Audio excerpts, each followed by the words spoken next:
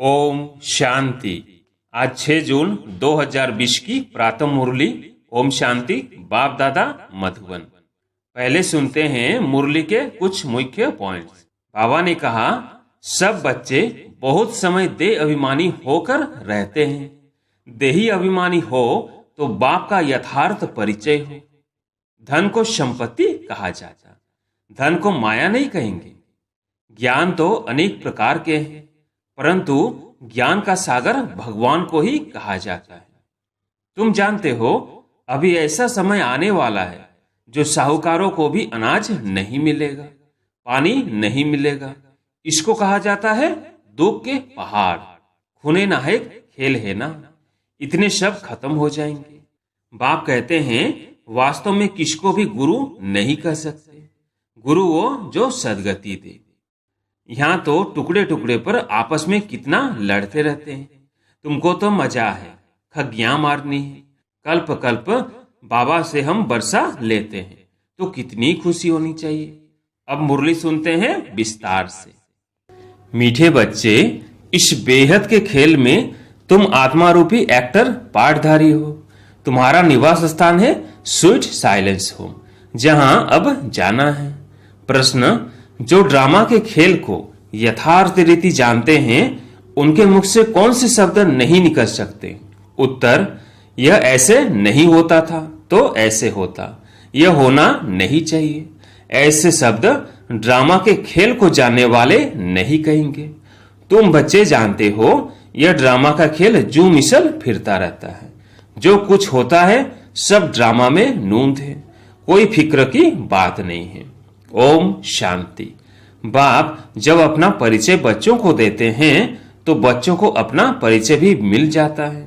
सब बच्चे बहुत समय देह अभिमानी होकर रहते हैं। देही अभिमानी हो तो बाप का यथार्थ परिचय हो, परंतु ड्रामा में ऐसे है नहीं। भल कहते भी हैं भगवान गॉड फादर है, रचता है, परंतु जानते नहीं है। शिवलिंग का चित्र भी है, परंतु इतना बड़ा तो वो है नहीं। यथार्थ रीति न जानने के कारण बाप को भूल जाते हैं। बाप है भी रचता, जरूर रचेंगे भी नई दुनिया। तो जरूर हम बच्चों को नई दुनिया की राजधानी का वर्षा होना चाहिए। स्वर्ग का नाम भी भारत में मशहूर है, परंतु समझते कुछ भी नहीं। कहते हैं फलाना मरा स्वर्ग पधारा। अब ऐसे कभी होता है क्या? अभी तुम समझते हो हम सब तुच्छ बुद्धि थे। नंबर वार तो कहेंगे ना। मुख्य के लिए ही समझानी है कि मैं इनमें आता हूं, बहुत जन्मों वाले अंतिम शरीर में। यह है नंबर 1। बच्चे समझते अभी हम उनके बच्चे ब्राह्मण बन गए। यह सब है समझ की बातें। बाप इतने समय से समझाते ही रहते हैं, नहीं तो सेकंड की बात है बाप को पहचानना। बाप कहते हैं, मुझे याद करेंगे तो तुम्हारे विकर्म विनाश होंगे। निश्चय हो गया, फिर कोई भी बात में प्रश्न आदि उठ नहीं सकता। बाप ने समझाया है, तुम पावन थे जब शांति धाम में थे। यह बातें भी तुम ही बाप द्वारा सुनते हो, दूसरा कोई सुना न सके। तुम जानते हो हम आत्माएं कहाँ की रहवासी हैं। जैसे नाटक के एक्टर्स कहेंगे हम यहाँ के रहवासी हैं, कपड़ा बदलकर स्टेज पर आ जाएंगे। अभी तुम समझते हो हम यहाँ के रहवासी नहीं हैं। यह एक नाटकशाला है। यह अभी बुद्धि में आया है कि हम मूल वतन के निवासी हैं, जिसको स्वीट साइलेंस होम कहा जाता है। इसके लिए ही सब चाहते हैं, क्योंकि आत्मा दुखी है ना। तो कहते हैं हम कैसे वापिस घर जाएं। घर का पता न होने के कारण भटकते हैं। अभी तुम भटकने से छूटे, बच्चों को मालूम पड़ गया है। अभी तुमको सचमुच घर जाना है। अहम आत्मा कितनी छोटी बिनती है। यह भी वंडर है, जिसको कुदरत कहा जाता है। इतनी छोटी बिंदी में इतना पाठ भरा हुआ है। परमपिता परमात्मा कैसे पाठ बजाते हैं, यह भी तुम जान गए हो। सबसे मुख्य पाठधारी वो है, करण करावन हार है ना। तुम मीठे मीठे बच्चों को यह अभी समझ में आया है कि हम आत्माएं शांति धाम से आती है। आत्माएं कोई नई थोड़ी ही निकलती है जो शरीर में प्रवेश करती है। नहीं, आत्मा सभी स्वीट होम में रहती है, वहां से आती है पाठ बजाने। सभी को पाठ बजाना है, यह खेल है। यह सूरज, चांद, स्टार्स आदि क्या है? यह सब बत्तियां हैं जिसमें रात और दिन का खेल चलता है। कई कहते हैं सूर्य देवताए नमः, चंद्रमा देवताए नमः, परंतु वास्तव में यह कोई देवताएं है नहीं। इस खेल का किसको मालूम नहीं है। सूर्य चांद को भी देवता कह देते हैं। वास्तव में यह इस सारे विश्व नाटक के लिए बत्तियां हैं। हम रहवासी हैं स्वीट साइलेंस होम के। यहाँ हम पाठ बजा रहे हैं। यह जूम मिसल चक्र फिरता रहता है। जो कुछ होता है ड्रामा में नून थे। ऐसे नहीं करना चाहिए कि ऐसे नहीं होता था तो ऐसे होता। यह तो ड्रामा है ना। मिसाल जैसे तुम्हारी माँ थी, ख्याल में तो नहीं था ना कि चली जाएगी। अच्छा, शरीर छोड़ दिया, ड्रामा। अब अपना नया पार्ट बजा रही है। फिक्र की कोई बात नहीं। यहाँ तुम सब बच्चों की बुद्धि में हैं, हम एक्टर्स हैं। यह हार और जीत का खेल है। यह हार जीत का खेल माया पर आधारित है। माया से हारे हार है और माया से जीते जीत। यह गाते तो सब है, परंतु बुद्धि में ज्ञान जरा भी नहीं है। तुम जानते हो माया क्या चीज है? यह तो रावण है, जिसको ही माया कहा जाता है। धन को संपत्ति कहा जाता, धन को माया नहीं कहेंगे। मनुष्य समझते हैं इनके पास बहुत धन है तो कह देते माया का नशा है। लेकिन माया का नशा होता है क्या? माया को तो हम जीतने की कोशिश करते हैं, तो इसमें कोई भी बात में संशय नहीं उठना चाहिए। कच्ची अवस्था होने के कारण ही संशय उठता है। अभी भगवानुवाच है, किसके प्रति? आत्माओं के प्रति। भगवान तो जरूर शिव ही चाहिए जो आत्माओं प्रति कहे। कृष्ण तो देहधारी है, वो आत्माओं प्रति कैसे कहेंगे? तुमको कोई देहधारी ज्ञान नहीं सुनाते हैं। बाप को तो देह है नहीं, और तो सबको देह है। जिनकी पूजा करते हैं उनको याद करना तो सहज है। ब्रह्मा विष्णु शंकर को कहेंगे देवता, शिव को भगवान कहते हैं। ऊंचते ऊंच भगवान, उनको देह है नहीं। यह भी तुम जानते हो। जब मूल वतन में आत्माएं थी तो तुमको देह थी नहीं, तुम आत्माएं थी। यह बाबा भी आत्मा है, सिर्फ वो परम है। इनका पाठ गाया हुआ है, पाठ बजाकर गए हैं, तभी पूजा होती है। परंतु एक भी मनुष्य नहीं जिसको यह मालूम हो। 5000 वर्ष पहले भी परमपिता परमात्मा रचता आया था। वह है ही हेवनली गॉडफादर। हर 5000 वर्ष बाद कल्प के संगम पर वो आते हैं, परंतु कल्प की आयु लंबी चौड़ी कर देने से सब भूल गए हैं। तुम बच्चों को बाप बैठ समझाते हैं। तुम खुद कहते हो बाबा हम आपसे कल्प कल्प मिलते हैं और आपसे बरसा लेते हैं। फिर कैसे गंवाते हैं यह बुद्धि में है। ज्ञान तो अनेक प्रकार के हैं, परंतु ज्ञान का सागर भगवान को ही कहा जाता है। अब यह भी सब समझते हैं विनाश होगा जरूर। आगे भी विनाश हुआ था, कैसे हुआ था यह किसको भी पता नहीं है। शास्त्रों में तो विनाश के बारे में क्या क्या लिख दिया है। पांडव और कौरवों की युद्ध कैसे हो सकती? अभी तुम ब्राह्मण हो संगम युग पर। ब्राह्मणों को तो कोई लड़ाई है नहीं। बाप कहते हैं तुम हमारे बच्चे हो। नॉन वायलेंस, डबल अहिंसक। अभी तुम निर्विकारी बन रहे हो। तुम ही बाप से कल्प कल्प बरसा लेते हो। इसमें कुछ भी तकलीफ की बात नहीं। नॉलेज बड़ी सहज है। 84 जन्मों का चक्र तुम्हारी बुद्धि में है। अभी नाटक पूरा होता है, बाकी थोड़ा टाइम है। तुम जानते हो अभी ऐसा समय आने वाला है जो साहूकारों को भी अनाज नहीं मिलेगा, पानी नहीं मिलेगा। इसको कहा जाता है दुख के पहाड़। खोने नायक खेल है ना। इतने सब खत्म हो जाएंगे। कोई भूल करते हैं तो उनको दंड मिलता है। इन्होंने क्या भूल की है? सिर्फ एक ही भूल की है, जो बाप को भूले हैं। तुम तो बाप से राजाई ले रहे हो। बाकी मनुष्य तो समझते हैं मरे की मरे। महाभारत लड़ाई थोड़ी भी शुरू हुई तो मर जाएंगे।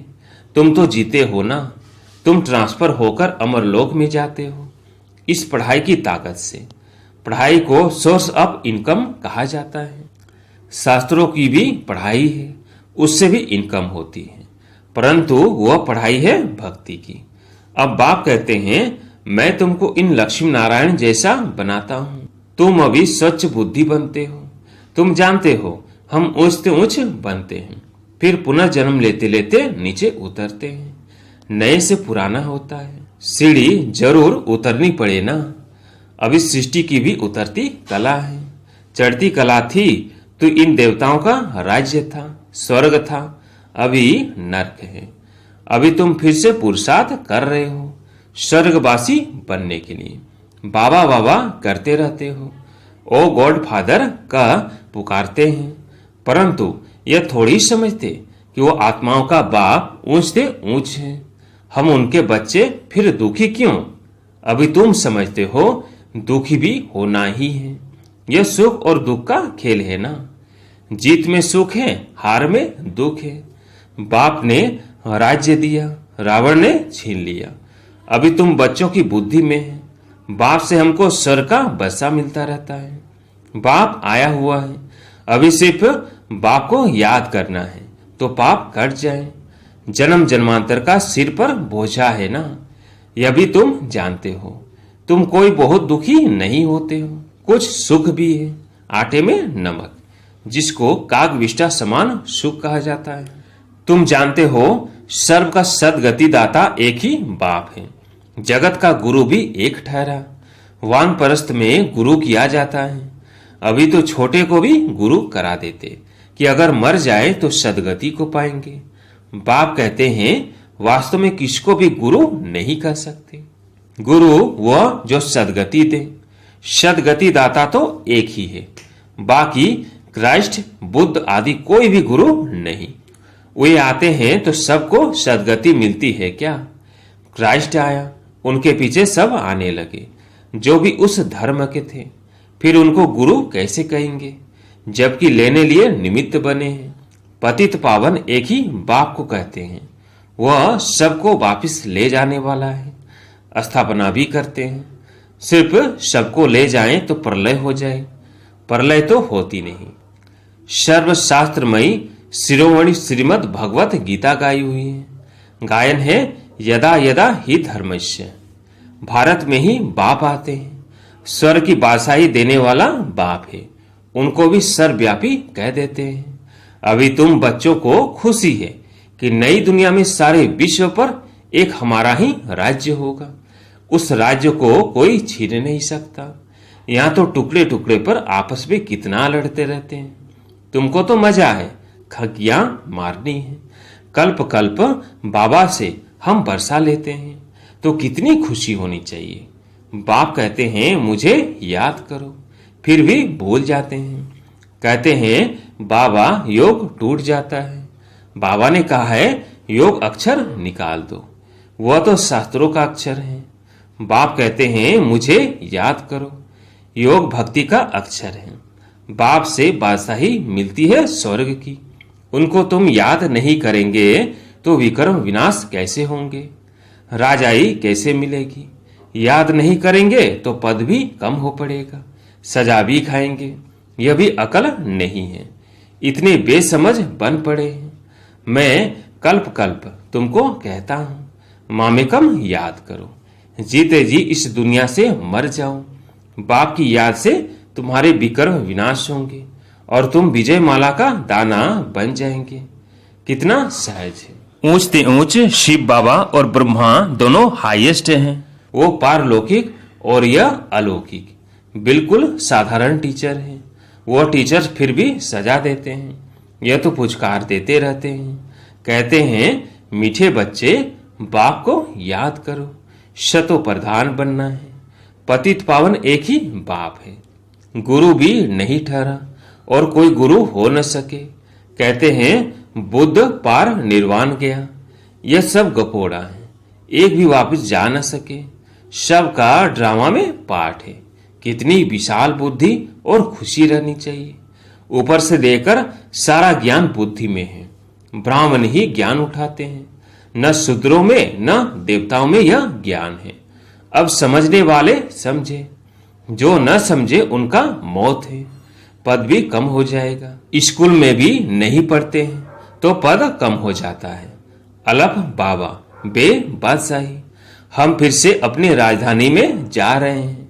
यह पुरानी दुनिया खत्म हो जाएगी। अच्छा, मीठे मीठे सिकिलदे बच्चों प्रति माता पिता बाप दादा का याद प्यार और गुड मॉर्निंग। रूहानी बाप की रूहानी बच्चों को नमस्ते। हम रूहानी बच्चों की रूहानी बाप दादा को याद प्यार गुड मॉर्निंग नमस्ते नमस्ते। धारणा के लिए मुख्य सार। पहला, बाप हमें ऐसे नए विश्व की राजाई देते हैं जिससे कोई भी छीन नहीं सकता। इस खुशी में खग्गियां मारनी है। दूसरा, विजय माला का दाना बनने के लिए जीते जी इस पुरानी दुनिया से मरना है। बाप की याद से विकर्म विनाश करने हैं। आज प्यारे मीठे बाबा का वरदान है, एक के साथ सर्व रिश्ता निभाने वाले, सर्व किनारों से मुक्त, संपूर्ण फरिश्ता भव। जैसे कोई चीज बनाते हैं, जब वो बनकर तैयार हो जाती है तो किनारा छोड़ देते हैं। ऐसे जितना संपन्न स्टेज के समीप आते जाएंगे उतना सर्व से किनारा होता जाएगा। जब सब बंधनों से वृत्ति द्वारा किनारा हो जाए, अर्थात किसी में भी लगाव न हो, तब संपूर्ण फरिश्ता बनेंगे। एक के साथ सर्व रिश्ते निभाना यही ठिकाना है। इससे ही अंतिम फरिश्ते जीवन की मंजिल समीप अनुभव होगी। बुद्धि का भटकना बंद हो जाएगा। स्लोगन, स्नेह ऐसा चुंबक है जो ग्लानि करने वालों को भी समीप ले आता है। अच्छा, ओम शांति।